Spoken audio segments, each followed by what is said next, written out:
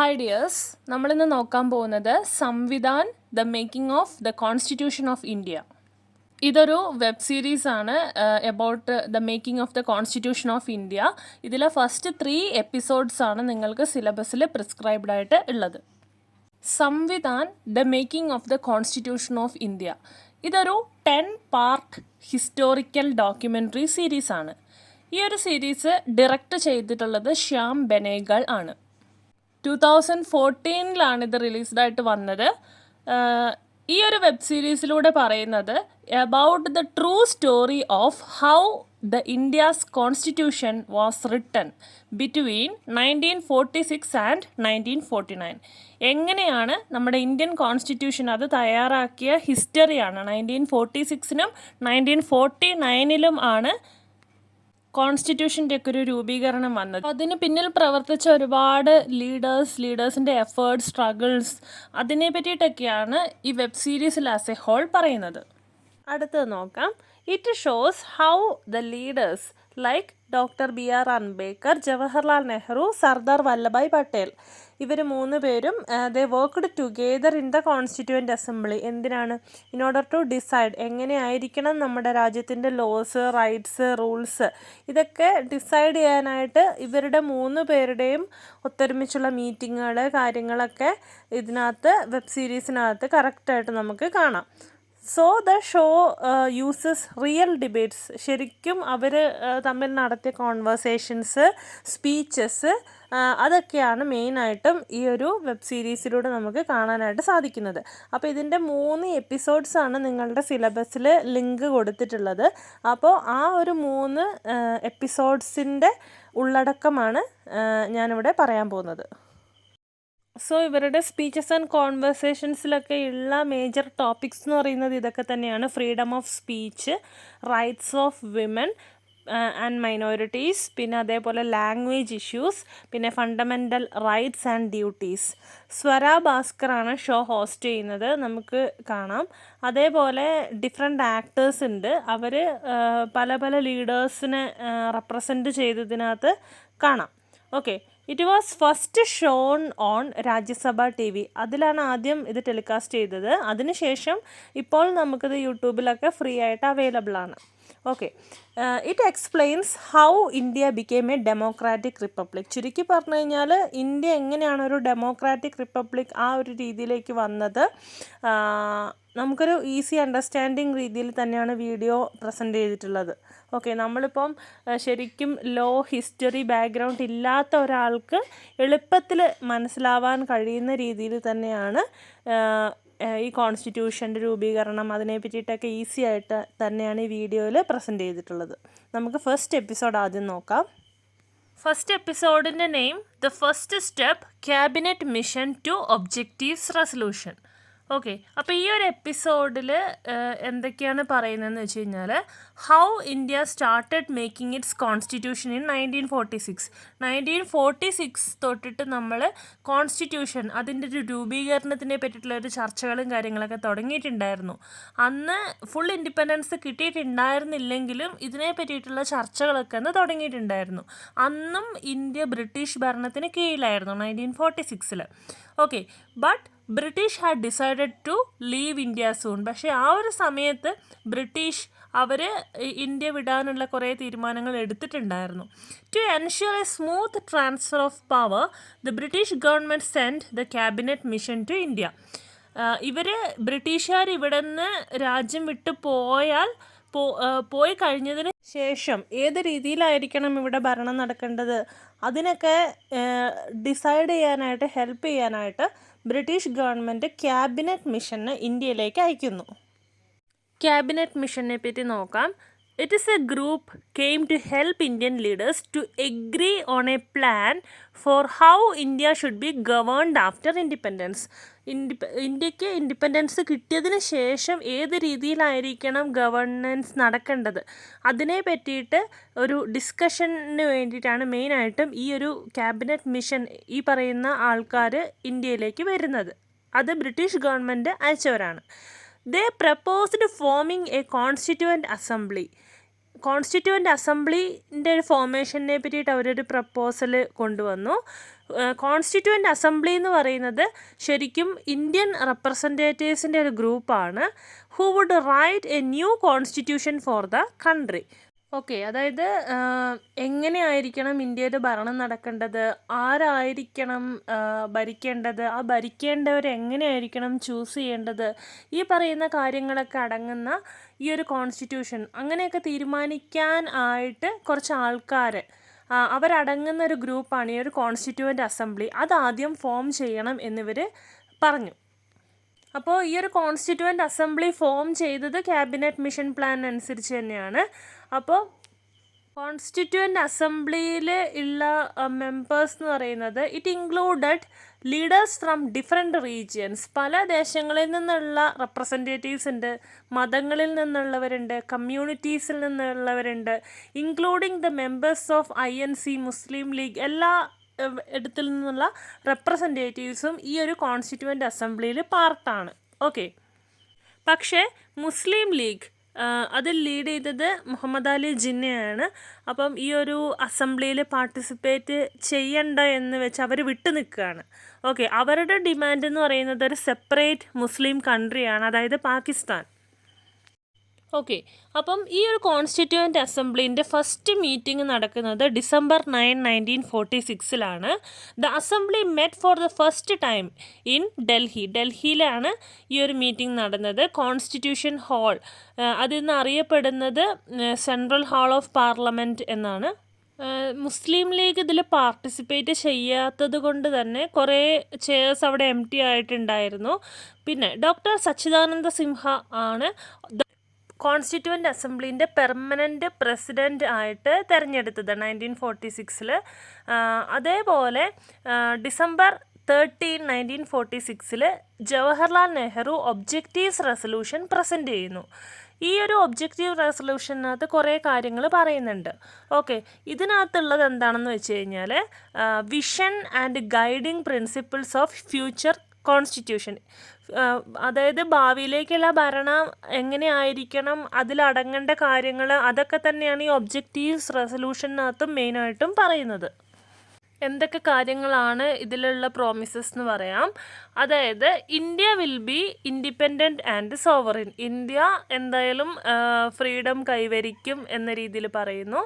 അടുത്ത പോയിൻ്റായിട്ട് പറയുന്നത് power, full power എന്ന് പറയുന്നത് നമ്മൾ ഉള്ള ജനങ്ങൾക്ക് തന്നെയാണ്. മൂന്നാമതായിട്ട് പറയുന്നത് എല്ലാ ജനങ്ങളെയും തുല്യരായിട്ട് കാണും, റിലീജിയൻ, കാസ്റ്റ്, ജെൻഡർ ഡിഫറൻസസ് ഒന്നും ഉണ്ടാവില്ല. അതേപോലെ ജസ്റ്റിസ്, നീതി എന്ന് പറയുന്നത് എല്ലാ മേഖലകളിലും ഉണ്ടാകും, ഒരുപോലെ ആയിരിക്കുമെന്ന് പറയുന്നു. അതേപോലെ ജനങ്ങൾക്ക് freedom of thought, speech, belief, faith, worship ഇത് പ്രോമിസ് ചെയ്യുന്നു. അതേപോലെ ഈക്വൽ ഓപ്പർച്യൂണിറ്റീസ് എല്ലാവർക്കും ഉണ്ടാവും, ഗ്രോത്ത് ആൻഡ് പ്രോഗ്രസ്സിലേക്ക് ലീഡ് ചെയ്യുന്ന രീതിയിൽ തന്നെ ആയിരിക്കും ഉള്ളത്. പിന്നെ പറയുന്നത് India will protect the rights of minorities, ന്യൂനപക്ഷ സമുദായങ്ങൾ, വീക്കർ സെക്ഷൻസ്, ഇവർക്കുള്ള റൈറ്റ്സ് ഇതെല്ലാം ഉറപ്പുവരുത്തും. ഇത്രയും കാര്യങ്ങളാണ് ഒബ്ജക്റ്റീവ്സ് റെസൊല്യൂഷൻസിനകത്ത് മെയിനായിട്ടും പറയുന്നത്. ഇത് later it became the basis of preamble of the constitution. കോൺസ്റ്റിറ്റ്യൂഷൻ്റെ പ്രിയാമ്പിൾ, അതിൻ്റെ ഒരു ബേസിസ് എന്ന രീതിയിൽ ഈ ഒബ്ജക്റ്റീവ്സ് റെസൊല്യൂഷൻ വന്നിട്ടുണ്ടായിരുന്നു. ഇത്രയും കാര്യങ്ങളാണ് ഫസ്റ്റ് എപ്പിസോഡിൽ നമുക്ക് വീഡിയോയിൽ കാണാനായിട്ട് സാധിക്കുന്നത്. നെക്സ്റ്റ് ഇതിൻ്റെ കണ്ടിന്യൂഷനാണ് എപ്പിസോഡ് 2. എപ്പിസോഡ് 2 നെയിം ചെയ്തിരിക്കുന്നത് ഇൻഡിപെൻഡൻസ് എ ഡിവൈഡഡ് ലെഗസി. അങ്ങനെ ഇന്ത്യക്ക് സ്വാതന്ത്ര്യം കിട്ടുകയാണ്. 15 August 1947 ഇന്ത്യ ഫ്രീഡം അച്ചീവ് ചെയ്യുന്നു. But the joy of freedom was overshadowed by partition. പക്ഷേ സ്വാതന്ത്ര്യം കിട്ടിയതിൻ്റെ ഒരു സന്തോഷമുണ്ട്, പക്ഷേ പാർട്ടീഷൻ നടക്കുക, അതായത് ഇന്ത്യ ആൻഡ് പാകിസ്ഥാൻ എന്ന ആ ഒരു സ്പ്ലിറ്റപ്പ് നടക്കുന്നതിൻ്റെ കുറച്ച് പ്രശ്നങ്ങളും അവിടെ നിലനിൽക്കുന്നുണ്ട്. ഓക്കെ, ഈ ഒരു പാർട്ടീഷൻ ശരിക്കും പറഞ്ഞു കഴിഞ്ഞാൽ ഒരു വയലൻസ്, റയോട്ട്, ഡെത്ത് അങ്ങനത്തെ പ്രശ്നങ്ങളിലേക്കും ലീഡ് ചെയ്തിട്ടുണ്ടായിരുന്നു. ഒരുപാട് ഹിന്ദു, സിഖ്സ്, മുസ്ലിംസ് പാർട്ടീഷൻ നടക്കുന്ന സമയത്ത് എന്താ സംഭവിക്കുക, സെപ്പറേറ്റഡ് ആകും, രണ്ട് രാജ്യം എന്നറിയപ്പെടും. അങ്ങനെ പലർക്കും ഏതെങ്കിലും either in India or Pakistan ആ ഒരു രീതിയിലേക്കൊക്കെ അവർക്ക് ഷിഫ്റ്റ് ചെയ്യേണ്ടതായിട്ട് വന്നു. അങ്ങനത്തെ കുറേ പ്രശ്നങ്ങൾ ഉണ്ടായിരുന്നു. ഓക്കെ, ആ ഒരു പ്രശ്നങ്ങൾക്ക് നടുവിലും എന്താണ് ദിസ് കോൺസ്റ്റിറ്റ്യൂവൻ്റ് അസംബ്ലി അവർക്ക് ഏതിലേക്ക് ഫോക്കസ് കൊടുക്കണമായിരുന്നു? റൈറ്റിംഗ് ദ കോൺസ്റ്റിറ്റ്യൂഷൻ തയ്യാറാക്കുന്നതിന് വേണ്ടിയിട്ടുള്ള പല കാര്യങ്ങളിലേക്കും അവരവരുടെ ശ്രദ്ധ കേന്ദ്രീകരിക്കേണ്ടതായിട്ട് വന്നു. Okay, members of Pakistan left the assembly making the task more challenging. പാർട്ടീഷന് ശേഷം എന്താ സംഭവിച്ചതെന്ന് വെച്ച് കഴിഞ്ഞാൽ അവിടെ നിന്നുള്ള പാകിസ്ഥാനിൽ ആ ഒരു പാർട്ടിയിൽ നിന്നുള്ള മെമ്പേഴ്സൊക്കെ അവിടെ കോൺസ്റ്റിറ്റ്യൂവൻ്റ് അസംബ്ലി വിട്ടുപോകുന്നു. അത് കൂടുതൽ ചലഞ്ചിലേക്ക് ലീഡ് ചെയ്യുകയാണ്, അതായത് കോൺസ്റ്റിറ്റ്യൂഷൻ്റെ മേക്കിങ്ങിൽ. ബിഫോർ ഇൻഡിപെൻഡൻസിന് മുമ്പ് ഇന്ത്യയിൽ എങ്ങനെയായിരുന്നു എന്ന് വെച്ച് കഴിഞ്ഞാൽ 500-ലധികം പ്രിൻസ്ലി സ്റ്റേറ്റ്സ് ഉണ്ടായിരുന്നു. പ്രിൻസ്ലി സ്റ്റേറ്റ്സ് എന്ന് പറഞ്ഞു കഴിഞ്ഞാൽ ചെറിയ ചെറിയ കിങ്ഡംസ് ആണ്. അവിടെ ഭരിക്കുന്ന ഒരു കിങ് ലൈക്ക് ആളുണ്ടായിരിക്കും. അതേപോലെയായിരുന്നു ആദ്യം ഉണ്ടായിരുന്നത്. അപ്പം ഈ നാട്ടുരാജ്യങ്ങൾക്കൊക്കെ എന്തായിരുന്നു തീരുമാനിക്കേണ്ടതെന്ന് വെച്ച് കഴിഞ്ഞാൽ ഒന്നുകിൽ ഇന്ത്യയിൽ അല്ലെങ്കിൽ പാകിസ്ഥാനിൽ, അല്ലെങ്കിൽ രണ്ടിലുമല്ലാതെ ഇൻഡിപെൻഡൻ്റ് ആയിട്ട് ഈ രീതിയിൽ അവർക്ക് തീരുമാനിക്കണമായിരുന്നു. അപ്പോൾ ആ ഒരു സമയത്താണ് Sardar Vallabhbhai Patel, iron man of India എന്നറിയപ്പെടുന്ന സർദാർ വല്ലഭായ് പട്ടേൽ ഒരുപാട് സഹായിച്ചു എന്നാണ് പറയുന്നത്. ഈ ഒരു പ്രിൻസ്ലി സ്റ്റേറ്റ്സിനെയൊക്കെ യുണൈറ്റ് ചെയ്യാനും അവരെ ഹെൽപ്പ് ചെയ്യാനൊക്കെ സർദാർ വല്ലഭായ് പട്ടേൽ ഒരുപാട് സഹായിച്ചിട്ടുണ്ടായിരുന്നു. Some states like Hyderabad, Junagadh resisted but they were later integrated. Okay, ആദ്യം ഹൈദരാബാദ്, ജുനാഗാദ് എന്നൊക്കെ പറയുന്ന പ്രിൻസ്ലി സ്റ്റേറ്റ്സ് സെപ്പറേറ്റഡ് ആയിട്ട് നിന്നു. പക്ഷേ ലേറ്റർ ദേ ഇൻ്റഗ്രേറ്റഡ്, അവർ ഇന്ത്യനോടൊക്കെ കൂടി ചേർന്നു എന്നാണ് പറയുന്നത്. നെക്സ്റ്റ്, ജൂലൈ 22, 1947 അവർ Indian flag was officially adopted by assembly. Indian flag എങ്ങനെയായിരിക്കണം അതിനെ പറ്റിയിട്ടുള്ള ചർച്ചകൾ, തീരുമാനമൊക്കെ ഏകദേശമായി. സാഫ്രോൺ കളർ വന്നു, കറേജ് ആൻഡ് സാക്രിഫൈസിനെ സിംബലൈസ് ചെയ്യുന്നതാണ്. അതേപോലെ വൈറ്റ് കളർ ട്രൂത്ത് ആൻഡ് പീസിനെ മീൻ ചെയ്യുന്നതാണ്. നെക്സ്റ്റ് ഗ്രീൻ കളർ ഉണ്ട്, ഗ്രോത്ത് ആൻഡ് പ്രോസ്പെരിറ്റി മീൻ ചെയ്യുന്നതാണ്. Next blue coloured Ashok chakra, law and dharma. അപ്പം ഈ രീതിയിലായിരിക്കണം ഫ്ലാഗ് എന്ന രീതിയിൽ തീരുമാനിച്ചു. ആദ്യം Gandhiji was deeply against partition. ഇന്ത്യയും പാകിസ്ഥാനും സെപ്പറേറ്റഡ് ആകുന്നതിൽ കുറച്ച് അസ്വസ്ഥത ഗാന്ധിജിക്ക് ഉണ്ടായിരുന്നു. പക്ഷേ പാർട്ടീഷന് ശേഷം ഗാന്ധിജി മാക്സിമം റയോട്ട്സ് ഒക്കെ ഒഴിവാക്കുക, സമാധാനത്തിൽ തന്നെ പോകാനൊക്കെ ആയിട്ട് ആൾക്കാരോട് ആഹ്വാനം ചെയ്തിട്ടുണ്ടായിരുന്നു. ഗാന്ധിജി വിശ്വസിച്ചിരുന്നത് ഹിന്ദുസിനും മുസ്ലിംസിനും സമാധാനത്തിൽ ഒരു രാജ്യത്തിൽ തന്നെ പോകാം എന്ന രീതിയിലായിരുന്നു. പക്ഷേ പാർട്ടീഷൻ അക്സെപ്റ്റ് ചെയ്യേണ്ടി വന്നു. പാർട്ടീഷൻ അനൗൺസ് ചെയ്തതിന് ശേഷം വിഷമത്തോട് കൂടിയിട്ട് പാർട്ടീഷൻ അക്സെപ്റ്റ് ചെയ്തു. അതിനുശേഷം സമാധാനം കൊണ്ടുവരിക എന്ന രീതിയിലുള്ള ഒരു എയിമിലേക്ക് ഗാന്ധിജി പോയി. While political leaders celebrated independence in ഡൽഹിയിൽ കുറച്ചധികം പൊളിറ്റിക്കൽ ലീഡേഴ്സൊക്കെ സ്വാതന്ത്ര്യത്തിൽ സന്തോഷിച്ച് നടന്നപ്പോൾ ഗാന്ധിജി ബംഗാളിലായിരുന്നു. റയോട്ട്സൊക്കെ ഒഴിവാക്കി മുന്നോട്ട് കൊണ്ടുപോകാനും, അതായത് പ്രശ്നങ്ങളൊക്കെ സംഭവിച്ച സ്ഥലങ്ങളുണ്ട്, റയോട്ടുകൾ, വാർലൈക്ക് സിറ്റുവേഷൻസൊക്കെ സംഭവിച്ച് അവിടെ നാശനഷ്ടങ്ങളൊക്കെ സംഭവിച്ച സ്ഥലങ്ങൾ, അവിടെ പോയി അവരെയൊക്കെ സമാധാനിപ്പിക്കുന്ന ജോലിയിൽ ഗാന്ധിജി ഏർപ്പെട്ടിരുന്നു. He met both Hindus and Muslims. ഹിന്ദുസിനോടും മുസ്ലിംസിനോടും വഴക്ക് കൂടാതെ ഒന്നിച്ച് സമാധാനത്തിൽ മുമ്പോട്ടേക്ക് പോകാനായിട്ട് അവരോട് വാഗ്ദാനം ചെയ്തു. ചുരുക്കി പറഞ്ഞു കഴിഞ്ഞാൽ 1947 എന്ന് പറയുന്നത് ടൈം ഓഫ് ഹോപ്പ്. ഒരു സ്വാതന്ത്ര്യം കിട്ടി, ഒരുപാട് പ്രതീക്ഷകൾ വന്നു. അതേപോലെ ഒരു ഗ്രേറ്റ് സാഡ്നെസ്സിൻ്റെയും കൂടെ ടൈമായിരുന്നു. ഒരു പാർട്ടീഷൻ നടന്നതിൻ്റെ കുറേ പ്രശ്നങ്ങളുണ്ടായിരുന്നു, സ്വാതന്ത്ര്യം കിട്ടിയതിൻ്റെ കുറേ പ്രതീക്ഷകളുണ്ടായിരുന്നു. ഇതായിരുന്നു 1947. നെക്സ്റ്റ് തേർഡ് എപ്പിസോഡ് നോക്കാം. തേർഡ് എപ്പിസോഡിൻ്റെ പേര് എ സ്ട്രോങ് സെൻറ്റർ എന്നാണ്. ഈ ഒരു എപ്പിസോഡിൽ മെയിൻ ഫോക്കസ് കൊടുത്തത് എന്താണെന്ന് വെച്ച് കഴിഞ്ഞാൽ focuses on deciding how to divide the powers between central government and state government in India. ഇന്ത്യയിൽ ഏത് രീതിയിൽ പവർ ഡിവൈഡ് ചെയ്യണം? ഒരു സെൻട്രൽ ഗവൺമെൻറ്റും ഉണ്ട്, സ്റ്റേറ്റ് ഗവൺമെൻറ്സും ഉണ്ട്. അപ്പോൾ ഇവർക്കൊക്കെ എങ്ങനെയാണ് പവർ ഡിവൈഡ് ചെയ്യേണ്ടത്? അതാണ് മെയിനായിട്ട് ഈ ഒരു എപ്പിസോഡിൽ പറയുന്നത്. After partition and princely states problem, leaders were worried that India might break apart. പാർട്ടീഷന് ശേഷം പാർട്ടീഷൻ സംഭവിച്ചു, അതേപോലെ തന്നെ പ്രിൻസ്ലി സ്റ്റേറ്റ്സ് ഒക്കെ കുറേയൊക്കെ മേർഗ്ഡായി. ആ ഒരു പ്രശ്നം ഏകദേശം സോൾവ് ആയതിനു ശേഷം ഒരു ലീഡേഴ്സിൻ്റെ മെയിൻ വറി എന്താണെന്ന് വെച്ച് കഴിഞ്ഞാൽ ഇന്ത്യ മൈറ്റ് ബ്രേക്ക് എപ്പാർട്ട്. ഇനിയും ഇങ്ങനെ ചെറിയ ചെറിയ ബ്രേക്കിംഗ് ആ രീതിയിലേക്ക് പോയേക്കാം. അതുകൊണ്ട് തന്നെ ശരിക്കും ഇന്ത്യ ആസ് എ ഹോൾ ഭരിക്കുന്ന ഒരു സെൻട്രൽ ഗവൺമെൻറ് ആവശ്യമാണ്. അതായത് ഡിഫറെൻറ്റ് സ്റ്റേറ്റ്സിൻ്റെ എല്ലാത്തിനെയും റൂൾ ചെയ്യുന്ന രീതിയിൽ ഒരു മെയിൻ സെൻട്രൽ പവർ ആവശ്യമാണ്. അത് നമ്മുടെ കൺട്രീൻ്റെ യൂണിറ്റിക്കും പീസ്ഫുൾനെസ്സിനും എല്ലാം ആവശ്യമാണ്. Some leaders said center should be strong to handle important matters like defense, foreign affairs and emergencies. അപ്പോൾ ചില ലീഡേഴ്സ് പറഞ്ഞ കാര്യം, അവരുടെ ഒരു നിർദ്ദേശം എന്താണെന്ന് വെച്ച് കഴിഞ്ഞാൽ സെൻട്രൽ പവർ വേണം. ആ ഒരു സെൻട്രൽ പവർ ആയിരിക്കണം മെയിനായിട്ടുള്ള കാര്യങ്ങൾ, അതായത് ഡിഫൻസ്, പ്രതിരോധം, അതേപോലെ ഫോറിൻ അഫയേഴ്സ്, എമർജൻസീസ്, ഈ വക കാര്യങ്ങൾ, റൂൾസ് എങ്ങനെയായിരിക്കണം, ഇതൊക്കെ തീരുമാനിക്കേണ്ടത് സെൻട്രൽ പവർ തന്നെ ആയിരിക്കണം എന്ന രീതിയിൽ അവർ പറഞ്ഞു. മറ്റ് ചിലർ പറഞ്ഞ എന്താണെന്ന് വെച്ച് കഴിഞ്ഞാൽ സ്റ്റേറ്റ് ഗവൺമെൻറ്റിനായിരിക്കണം കൂടുതൽ പവർ. കാരണം അവർക്കാണ് ജനങ്ങളെ അടുത്തറിയാനും അവരെ പെട്ടെന്ന് സഹായിക്കാനും ഒക്കെ കഴിയുന്നത് സ്റ്റേറ്റ് ഗവൺമെൻറ്റാണ്, ലോക്കൽ ഇഷ്യൂസൊക്കെ വന്നു കഴിഞ്ഞാൽ. അതിനുശേഷം ഈ രണ്ട് അഭിപ്രായങ്ങൾ നിലനിൽക്കുന്ന സമയത്ത് ലാസ്റ്റ് തീരുമാനം എടുത്ത് എന്താണെന്ന് വെച്ച് കഴിഞ്ഞാൽ India would be a union of states. India എന്ന് പറയുന്നത് ഡിഫറെൻറ്റ് സ്റ്റേറ്റ്സിൻ്റെ ഒരു യൂണിയൻ ആയിരിക്കും. അവിടെ കൂടുതൽ അധികാരം സെൻട്രൽ ഗവൺമെൻറ്റിനായിരിക്കും ഡിഫിക്കൽട്ട് ടൈംസിലൊക്കെ. ഓക്കെ, പക്ഷേ സ്റ്റേറ്റ് ഗവൺമെൻറ്റിന് അവരുടേതായിട്ടുള്ള ചെറിയ വേറെ പവേഴ്സും ഉണ്ട്. India would follow a federal system. ഒരു ഫെഡറൽ സിസ്റ്റത്തിലായിരിക്കും ഇന്ത്യ പോവുക.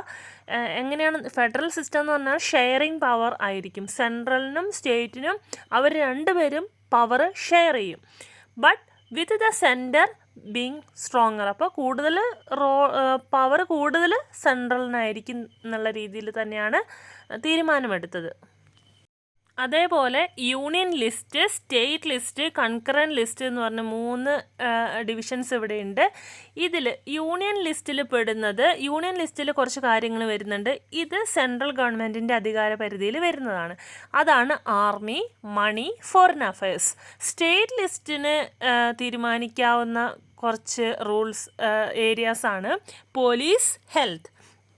അതേപോലെ കൺകറൻറ്റ് ലിസ്റ്റ് ഉണ്ട്. കൺകറൻറ്റ് ലിസ്റ്റ് ഈ സ്റ്റേറ്റ് ഗവൺമെൻറ്റിനും സെൻട്രൽ ഗവൺമെൻറ്റിനും റൂള് ഡിസൈഡ് ചെയ്യാം. അതാണ് എഡ്യൂക്കേഷൻ, ഫോറസ്റ്റ് എന്ന് പറയുന്നത്. They decided to make central government strong. അപ്പോൾ ഇതിൽ സെൻട്രൽ ഗവൺമെൻറ് ഒരു സ്ട്രോങ് പവർ എന്നുള്ള രീതിയിൽ തന്നെയാണ് തീരുമാനിച്ചത്. പക്ഷേ സ്റ്റേറ്റ് ഗവൺമെൻറ്റിന് അവരുടേതായിട്ടുള്ള കുറച്ച് പവേഴ്സ് കൊടുത്തിട്ടുണ്ട്.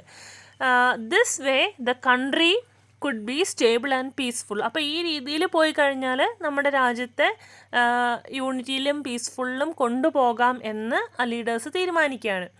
അതേപോലെ but also respect local needs.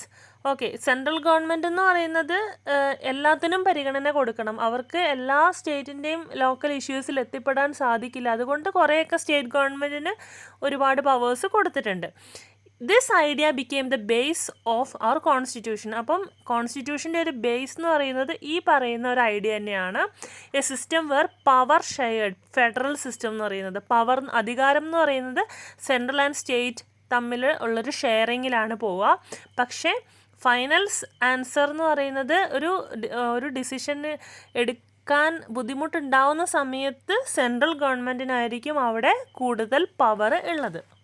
So ഇതാണ് 3rd എപ്പിസോഡിൽ പറയുന്നത്. ഓക്കെ, അപ്പോൾ ഈ ഒരു 3 എപ്പിസോഡിൽ മെയിനായിട്ട് പറയുന്ന കാര്യങ്ങൾ how India's leaders worked hard. നമ്മളുടെ സ്വാതന്ത്ര്യ സമര സേനാനികളൊക്കെ എത്രമാത്രം ഡിഫിക്കൾട്ട് സിറ്റുവേഷനിലൂടെ പാസ് ചെയ്ത് പോയി. കോൺസ്റ്റിറ്റ്യൂഷൻ മേക്കിങ്ങിന് വെരി ഡിഫിക്കൾട്ട് ടൈം, പാർട്ടീഷൻ, ആ ഒരു സമയത്തൊക്കെ അവർ കോൺസ്റ്റിറ്റ്യൂഷൻ മേക്കിങ്ങിന് പ്രാധാന്യം കൊടുത്തിട്ടുണ്ടായിരുന്നു, അതിനും പ്രാധാന്യം കൊടുത്തിട്ടുണ്ടായിരുന്നു. അങ്ങനെ കോൺസ്റ്റിറ്റ്യൂഷൻ വന്നു. സോ ഈ 3 എപ്പിസോഡ്സിലും ആസ് എ ഹോൾ പറയുന്നത്, ഫസ്റ്റ് എപ്പിസോഡിൽ നമുക്ക് കാണാം they started a journey by planning. ഒരു തുടക്കം തൊട്ടൊരു പ്ലാനിങ് ഉണ്ടായിരുന്നു. ഇന്ത്യ എങ്ങനെ ആയിരിക്കണം, ഏത് രീതിയിലായിരിക്കണം ഫ്രീഡത്തിന് ശേഷം ഇന്ത്യ വരേണ്ടത്. സെക്കൻഡ് എപ്പിസോഡിൽ even when there was violence, partition സംഭവിച്ച അവിടെ വയലൻസ് ഒക്കെ വന്നതിന് ശേഷവും പാർട്ടീഷൻ്റെ ഒരുപാട് സാഡ്നസ് അവിടെ നിലനിൽക്കുന്ന സമയത്തും എന്താണ് അവരെ ആ ഒരു ഇന്ത്യ എന്ന് പറയുന്ന ആ ഒരു കൺട്രീനെ യൂണിറ്റിയിൽ കൊണ്ടുപോകാനായിട്ട് ഒരുപാട് സ്ട്രഗിൾ ചെയ്തിട്ടുണ്ടായിരുന്നു. ആ കാര്യങ്ങളാണ്. തേർഡ് എപ്പിസോഡിൽ പറയുന്നത് ദേ ഡിസൈഡഡ് ദാറ്റ് ഇന്ത്യക്ക് ഒരു സെൻട്രൽ ഗവൺമെൻറ് അതിൻ്റെ ഒരു പവർ അത്യാവശ്യമാണ്. എല്ലാ സ്റ്റേറ്റ്സിനെയും ഒന്നിച്ച് കൊണ്ടുപോകാൻ ഒരു സെൻട്രൽ ഗവൺമെൻറ് ആവശ്യമാണ്. പക്ഷേ സ്റ്റേറ്റ് ഗവൺമെൻറ്റും ഉണ്ട്, അവർക്കും പവേഴ്സ് ഉണ്ട്.